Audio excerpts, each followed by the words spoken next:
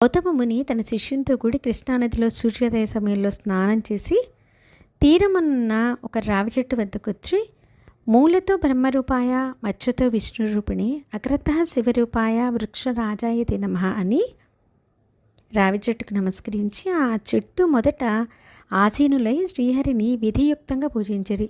తర్వాత శిష్యులందరికీ మాఘమాస ప్రభావమును వినిపించితిరి. ఈ విధంగా ప్రతి దినము ఆచరించుచుండగా మాఘశుద్ధ దశమి నాడు ఆ చెట్టు మొదట మంటపం ఏర్చి ముగ్గులు బొట్లు పెట్టి మామిడాకు తోరణాలు కట్టి అలంకరించారు. ఆ మంటపం మధ్యలో శ్రీహరి చిత్రపటంను ఉంచి పూజించినారు. ఆ విధంగా పూజించుచున్న సమయంలో ఒక ఆడకొక్క వచ్చి భగవంతునికి చేయుచున్న పూజా విధానమంతయు రెప్ప వాల్చకుండా దీక్షతో చూచు ఆ రావి చెట్టుకు ఎదుర్కొని కూర్చునుండెను. శిష్యులు వారి వద్దున్న దండంతో దాన్ని బెదిరించిరి. ఆ కుక్క అచ్చటి నుండి లేచి ఉత్తర దిశ వైపుకి వెళ్ళి మరలా తూర్పు